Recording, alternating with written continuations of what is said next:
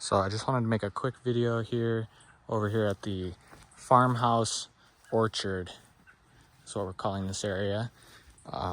These trees were planted, I think, around 10 or 15 years ago. And they have kind of gone through some periods of neglect. And, you know, they still had their little metal cages around the base to protect them from animals. And they had sort of outgrown those cages, and the cages were kind of biting into the trunk. And you know, someone had applied mulch, but as sort of a volcano mulch, which is a no-no. You don't want your mulch up against the trunk, and this is why. You know, I think in this case there was mulch up to about here. You can see there's like actually grass growing out of this trunk, and it's all rotten. And I'm not sure if this tree can survive this. We'll see. You can see it's resprouting here at the base. And you know, this one in particular looks kind of not too good right now. You know, the leaves are really sparse and the trunk is all beat up. And some of these other ones are looking a little better, but still have that same issue going on.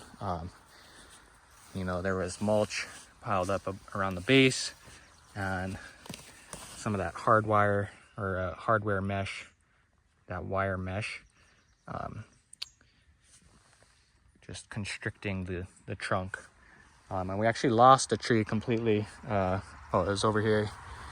So we'll have to plant a new one over here. This one just didn't make it right here. But I think we arrived in time to save most of them. We'll see. They look great right now. The other thing we've been doing is pruning them. You know, they had just been left to be completely wild and unchecked. There were a lot of dead branches. Here's a dead branch right here, which we should cut out. But overall, we've been improving the shape. Some of these are apple trees, some of them are pears, and the pears just were going straight up, like totally vertical, with several leaders competing.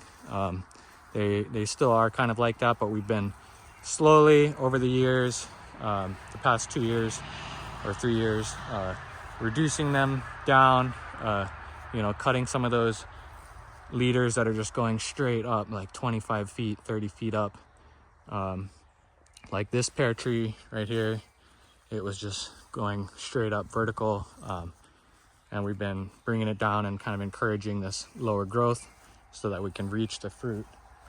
And this branch has a lot of fruit on it that's developing. So I think this tree made like a few pears. Like I saw like 2 or 3 pears on this tree last year, and now I'm seeing like 24, maybe like 20 to 30 little developing pears. So the pruning definitely matters, but also this tree is just starting to get old enough to really start to produce. So what I'm going to do is clear some of these weeds and pull back the mulch a little bit. But you want more of like a donut mulch than the volcano mulch. So I've been doing that with these trees down here. So you can see I've kind of like, I applied some mulch in a donut like maybe like a month ago. So I applied this aged manure from the barn and a layer of wood chips in like a pretty thick donut around the base. And then some weeds started poking up through it, like that other one that I just showed you. So, oh, and this one over here. So I'm basically just kind of weeding it and pulling it back and making it look nice. So, you know, this will really help the trees and their health. You know, both of these things, the pruning and the proper mulching.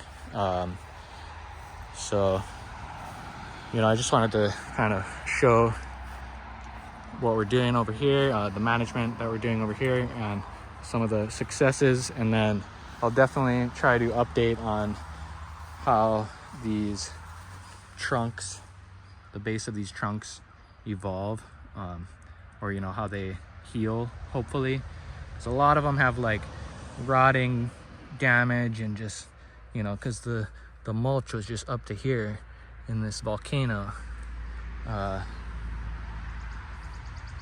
so it's better not to do that, and it's better to remove those metal cages sooner rather than later.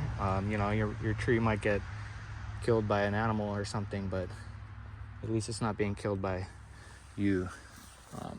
So yeah, I'll update on those. Hopefully over time these trees become healthy enough to heal all those wounds that are down low, and if not, we'll replant, and we're going for basically just a sort of classic orchard thing here. Nice mowing underneath, and eventually these trees will form a nice shady understory, and it's kind of an entryway into the property, so it's like the first thing you see. So if there's an aesthetic of the sort of orchard with the clean lawn underneath, I guess. But elsewhere we have orchards in more wild garden contexts, and just random apple trees that have sprouted along the tree lines and everything. But this is an intentional planting, and there's some really cool varieties of apples and pears. So anyway, hope you enjoyed the video. Hope you learned something. I'll try and make some more updates on this sometime in the future. All right, have a good one.